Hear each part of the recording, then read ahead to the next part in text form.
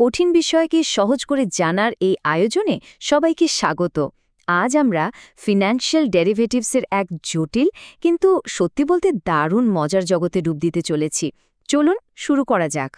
শুনতে হয়তো একটা ধাঁধার মতো লাগছে, তাই না? কিন্তু এর উত্তরটা লুকিয়ে আছে একটা মৌলিক অর্থনৈতিক সমস্যার মধ্যে, আর সেই সমস্যাটা হল ভবিষ্যৎ নিয়ে অনিশ্চয়তা। এমন একটা সমস্যা যা আমাদের সবার জীবনেই প্রভাব ফেলে। আচ্ছা, বিষয়টা বোঝার জন্য কোনো ভারী সংজ্ঞা দিয়ে শুরু না করে বরং চলুন একটা খুব সাধারণ গল্প শোনা যাক। এই গল্পটা একটা সার্বজনীন চ্যালেঞ্জ বা সমস্যার কথা বলবে। ধরুন একজন গম চাষি আছেন, যিনি তার ফসল বিক্রি করতে চান, আর অন্যদিকে আছেন একজন বেকারি মালিক, যার কেক বিস্কুট বানানোর জন্য গম কেনা দরকার। এখন দেখুন, দুজনেই কিন্তু একটা বিরাট ঝুঁকির মধ্যে আছেন। চাষি ভাবছেন ফসল তোলার সময় যদি গমের দাম কমে যায় তাহলে তো সব লাভ শেষ, আর বেকারি মালিকের ভয় গম কেনার আগেই যদি দাম হু হু করে বেড়ে যায় তাহলে তার ব্যবসার খরচ অনেক বেড়ে যাবে। তো এই সমস্যার সবচেয়ে সহজ সমাধান কি হতে পারে? খুব সোজা, কৃষক আর বেকারি মালিকের মধ্যে একটা সরাসরি চুক্তি হয়ে যাক। এই ধরনের চুক্তিকেই বলা হয় ফরওয়ার্ড কন্ট্রাক্ট।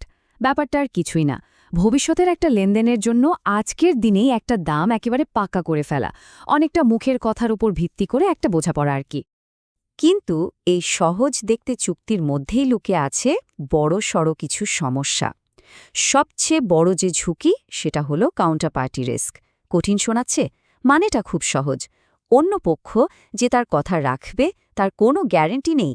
যদি কেউ চুক্তি ভেঙে দেয়। আর ফরওয়ার্ড চুক্তির এই সমস্যাগুলো থেকেই জন্ম নিল আরও উন্নত একটা ব্যবস্থার, আর সেটাই হলো ফিউচার্স চুক্তি। ফিউচার্স কিভাবে ফরওয়ার্ডের সমস্যাগুলো সমাধান করে? দেখুন, এগুলো কোনো ব্যক্তিগত বা মুখের কথার চুক্তি না, এগুলো হলো স্ট্যান্ডার্ডাইজড চুক্তি, মানে সবার জন্য একই নিয়ম। আর সবচেয়ে বড় কথা হলো এগুলো একটা সংগঠিত এক্সচেঞ্জের মাধ্যমে কিনাবেচা হয়, আর সেই এক্সচেঞ্জই হচ্ছে গ্যারেন্টার, মানে চুক্তি ভঙ্গ করার কোনো সুযোগই নেই। তবে ভাববেন না যে এই গ্যারান্টি সহ চুক্তি বা এক্সচেঞ্জের ধারণাটা খুব নতুন কিছু। এর ইতিহাস কিন্তু বেশ পুরনো। এর শিকড় খুঁজে পাওয়া যায় কয়েকশো বছর আগে, সেই জাপানের চালের বাজারে। এখন ফিউচার্স এক্সচেঞ্জের সবচেয়ে মজার বা বলা ভালো সবচেয়ে যুগান্তকারী বিষয়টা হলো ঝুঁকি সামলানোর পদ্ধতি। তারা মার্কিং টু মার্কেট নামে একটা প্রক্রিয়া ব্যবহার করে, আর এটাই কিন্তু পুরো খেলার মোড় ঘুরিয়ে দেয়। ব্যাপারটা কিভাবে কাজ করে? খুব সহজ। এখানে চুক্তির মেয়াদ শেষ হওয়ার জন্য অপেক্ষা করা হয় না। প্রতিদিন বাজার বন্ধ হওয়ার পর লাভ বা লোকসানের হিসাব করা হয়। যার লাভ হয়েছে তার অ্যাকাউন্টে টাকাটা সঙ্গে সঙ্গে জমা হয়ে যায়, আর যার লোকসান তার অ্যাকাউন্ট থেকে টাকা কেটে নেওয়া হয়।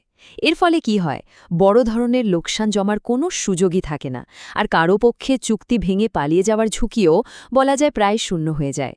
তাহলে ফিউচার্স তো একটা নির্দিষ্ট দাম ঠিক করে ফেলার জন্য দারুণ একটা ব্যবস্থা। কিন্তু ভাবুন তো, যদি এমন কেউ থাকেন যিনি লোকসানের হাত থেকে বাঁচতে চান, কিন্তু দাম নিজের পক্ষে গেলে বড় লাভের সুযোগটাও হাতছাড়া করতে চান না, তখন কি হবে?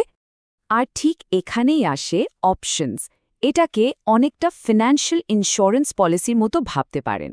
এর মূল মন্ত্রটা হলো অধিকার আছে কিন্তু বাধ্যবাধকতা নেই। এই লাইনটা কিন্তু খুব গুরুত্বপূর্ণ। যেমন ধরুন কল অপশন, এটা আপনাকে একটা নির্দিষ্ট দামে কোনো কিছু কেনার অধিকার দেয়। যদি বাজারে সেটার দাম বেড়ে যায় তাহলে এই অধিকারটা আপনার জন্য খুবই লাভজনক হয়ে ওঠে। আর ঠিক তার উল্টোটা হলো পুট অপশন। এটা আপনাকে একটা নির্দিষ্ট দামে কোনো কিছু বিক্রি করার অধিকার দেয়।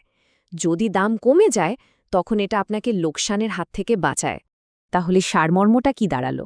খুব অল্প একটা ফি, যেটাকে বলে প্রিমিয়াম, সেটার বিনিময়ে একজন অপশন ক্রেতা একদিকে যেমন বড় লোকসানের ঝুঁকি থেকে নিজেকে সুরক্ষিত রাখতে পারে, তেমনি অন্যদিকে দাম বাড়লে যে বিশাল লাভের সম্ভাবনা সেটাও খোলা রাখে।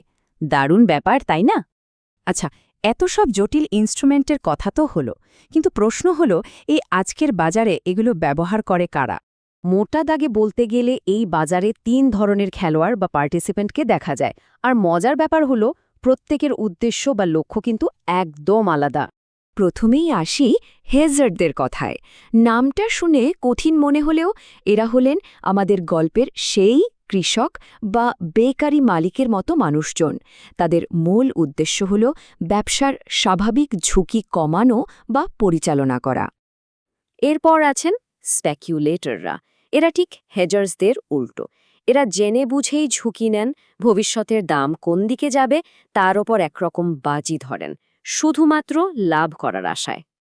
আর সবশেষে আছেন আরবিট্রেজাররা। এদেরকে বাজারের গোয়েন্দা বলা যেতে পারে। তাদের কাজ হল বিভিন্ন বাজারের মধ্যে দামের খুব ছোটখাটো এবং অল্প সময়ের জন্য তৈরি হওয়া পার্থক্য খুঁজে বের করা এবং সেই সুযোগে প্রায় ঝুঁকিমুক্ত লাভ করা। তাদের এই কাজের জন্য বাজার আরও দক্ষ হয়ে ওঠে। বেশ, তাহলে এত সব আলোচনার পর মূল কথাটা কি দাঁড়ালো? আমরা কি বুঝতে পারলাম? এটা পরিষ্কার যে ডেরিভেটিভস আধুনিক অর্থব্যবস্থায় ঝুঁকি ব্যবস্থাপনার জন্য একটা অত্যন্ত শক্তিশালী আর জরুরি হাতিয়ার। এর সাহায্যেই বড় বড় ব্যবসা প্রতিষ্ঠানগুলো ভবিষ্যতের অনিশ্চয়তাকে সামলে নিজেদের পরিকল্পনা গুছিয়ে নিতে পারে। কিন্তু মুদ্রার তো আর একটা পিঠও থাকে। এই ডেরিভেটিভসের জটিলতা আর এর বিশাল পরিধি মাঝে মাঝে নতুন ধরনের ঝুঁকির জন্ম দেয়। এমনকি কখনো কখনো তা পুরো আর্থিক ব্যবস্থার জন্যই বিপজ্জনক হয়ে উঠতে পারে। আর এখান থেকেই একটা বড় প্রশ্ন উঠে আসে, যা আমাদের ভাবায়,